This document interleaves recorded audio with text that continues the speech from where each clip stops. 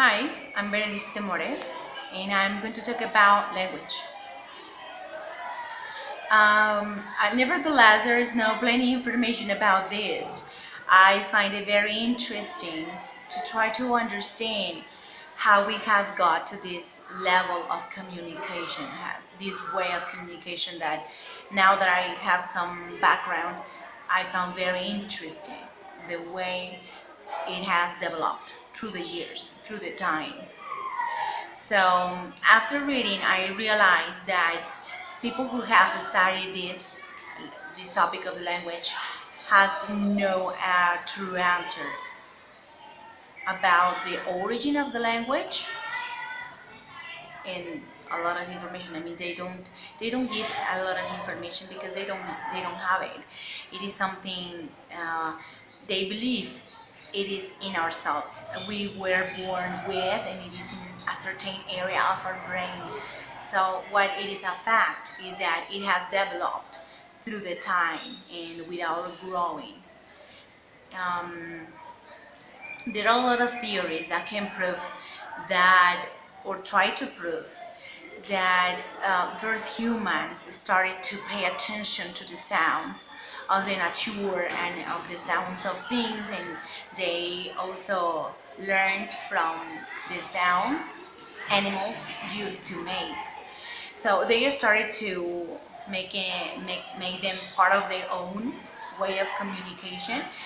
And there is a theory, the Dang Dang theory, the Tata, the Lala, and the Bow Wow theory, among others, where they say these kind of things, these kind of facts that they believe first humans started to use to communicate.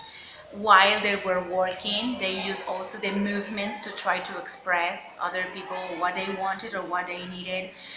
Grunting, they started to use the sounds of the feelings when they were mad, when they were angry, when they were happy.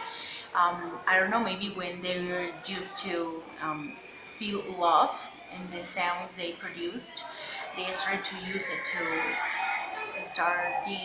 started expressing other things. So I find that very interesting. Um, Nevertheless, we cannot forget that not every single human has this capacity, this ability to communicate for different reasons. Uh, I think the language is a very unique characteristic for the humans, because even though animals can communicate among them in their own way, obviously, a dog with dogs, cats with cats, the wolves with wolves, etc. I mean, we are the only one, the human race is the only one who has this special characteristic of being able to develop the language. I mean, it has been changed about millions of years. I was When I was looking and in the internet on the internet some information about language, I found this video of a Dr. Punset, Edward Punset, where he is talking about language in a very interesting way, and he says that it is something humans start to in the humans start to appear when we immediately when we are born, through the sounds, when we cry, and then we when we use the sounds of everything around us, then we start secondly we start to imitate our parents, people around making sounds, and then we mimic. We use mimic to start pointing at something that we want, etc. Or pointing, pointing. I'm sorry. And then we put it into words, and then obviously I will in writing. This doctor also mentions that he works with special people, people with some kind of deficiencies, and he has paid attention to how people needs to communicate. We have that feeling of necessity inside of us to communicate with each other, to express what we want, and we want to understand each other also. And he says that people with hearing impaired uh, try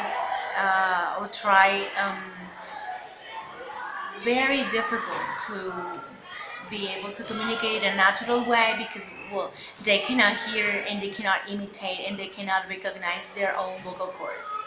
Well, actually, uh, there are very interesting facts about the language, and this is not a very complete report or complete work because it has been very difficult for me to try to understand all of this. There are like some details in the air, and I try to organize my ideas, but whew, it is a very exhausting topic, and I just hope you to understand what I was trying to say. So this is all for me, and I hope to see you then. Thank you so much.